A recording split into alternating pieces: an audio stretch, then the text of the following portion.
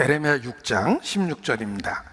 여호와께서 이같이 말씀하시되 너희는 길에 서서 보며 옛적 길, 그 선한 길이 어딘지 알아보고 그리로 행하라. 너희들 잘 생각해봐라. 옛적 길이 선한 길이 무엇인지 역사를 통해서 생각해보고 그동안 하나님이 하신 일을 생각해보고 옳은 것이 무엇인지 선한 것이 무엇인지 잘 생각해보고 너희 결정을 해야 된다. 그래야만 너희 심령이 평강을 얻으리라.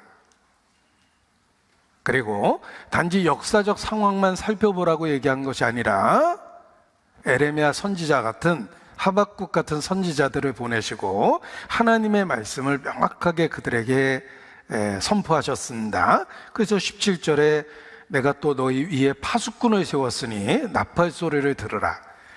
옛적 길을 살펴보고 잘 결정해라. 그리고 너희가 잘 결정할 수 있도록 내가 에레미야, 하박국 같은 선지자 그들을 통해서도 외치고 있으니까 그 파수꾼의 나팔 소리를 들어보라. 이 파수꾼은 하나님이 세운 선지자에 대한 비유며 나팔 소리는 신적인 언어라고 그럽니다. 그러나 사람의 외침과 아우성이 아니라 하나님이 외치는 메시지를 나팔 소리라는 비유적인 언어로 표현한 겁니다. 그래서 옛적 길을 생각해보고 파수꾼들의 나팔 소리를 들으며 올바른 결정을 해야 된다. 이렇게 사실 멸망 직전에 어떤 의미에서는 마지막 간절하게 하나님께서 경고하고 권유하고 있는 모습입니다. 멸망 직전입니다. 그래서 하나님이 그들에게 더욱더 간절하게 그렇게 교훈해 주고 계시는 것입니다. 너희는 길에 서서 보며 그랬는데 이 길이라는 것이 우리가 살아온 날들 그리고 또 살아갈 날들입니다. 길 위에 있는 인생이라는 표현을 씁니다. 이것은 지나온 날이 있고 서 있는 위치가 있고 앞으로 가야 될 방향이 있기 때문에 이 길에다가 인생을 표현했고 우리의 삶을 길에다 표현한 겁니다. 우리는 길 위에 인생이라는 말처럼 과거, 현재, 미래, 지나온 길, 현재 있는 위치, 가야 될 길을 갖고 있다는 것입니다.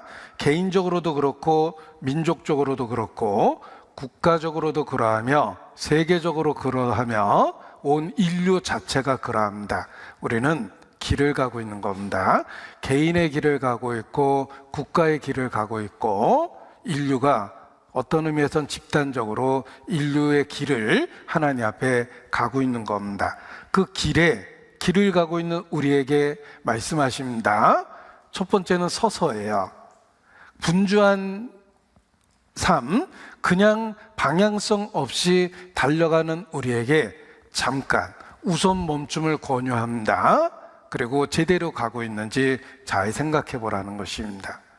자, 고속도로는 신호등 없이 계속 가기 때문에 잘못된 길을 가더라도 도착할 때까지 모를 수 있습니다. 그런데 신호등이 있을 때는 멈추게 돼 있고 멈춰선 순간에 이정표를 보면서 자기의 위치가 제대로 되어 있는지를 확인할 수 있습니다. 우리 인생길에도 하나님이 가끔 멈춰서게 할 때가 있습니다. 예를 들면 너무 분주하게 살다가 어느 날 갑자기 사건, 사고, 질병 때문에 일상이 멈추는 때가 있습니다. 그때는 내가 제대로 살고 있는지 자기의 삶을 진지하게 되돌아봐야 될 그런 시기입니다. 하나님이 멈춰준 때이기 때문에 그렇습니다. 그래서 올바른 결정을 할 수 있도록 너희는 길에 서서 일단 멈춤을 권유합니다. 내가 분주하고 정신없이 하루하루를 살고 있는데 제대로 살고 있는 걸까?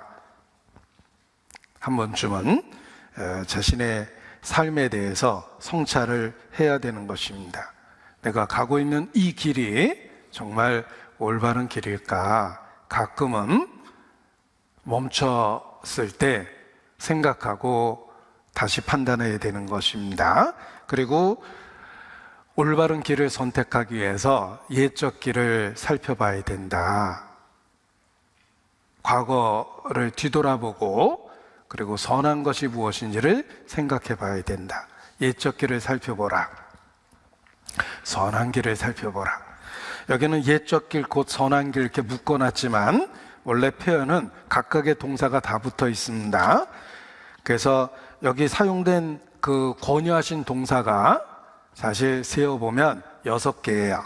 그 6개의 동사를 명령형으로 사용하신 말씀인데 우리말에는 그 동사가 섞여 있어서 6개가 잘 안 보입니다.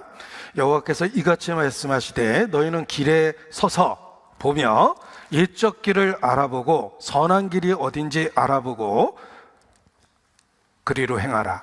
이게 이제 원래 쓴 글을 살펴보면 명령형 동사 6개가 쓰였다. 이것은 강한 그 명령형은 강하다는 뜻이고 6번이나 반복해서 쓰신 것도 간절함에 대한 표현입니다. 우리를 돌이키려는 하나님의 마음을 그렇게 표현해 주신 것입니다. 백성을 위하는 주의 열정을 보면 저희가 부끄러워할 것이라. 내가 너희를 향하여 종일 내 손을 들었노라. 지옥으로 뚝 떨어진 사람들이 뒤늦게 뒤돌아보고 발견하는 것은 하나님이 내 평생 나를 향하여 손을 들고 있었다는 것, 그리고 나를 돌이키게 하기 위해서 열정적으로 역사하셨다는 것을 발견하게 됩니다. 인간이 지옥 가는 길은 결코 쉽지 않다라는 표현이 있습니다. 쉽지 않습니다. 하나님이 우리를 부르시고 우리를 막아서고 우리를 돌이키게 하려고 끊임없이 외치고 있기 때문에 그렇습니다. 그 많은 장애를 넘어서 인간이 고집을 피우고 지옥으로 달려가는 것입니다. 여기 6개의 동사는 하나님의 마음을 표현합니다.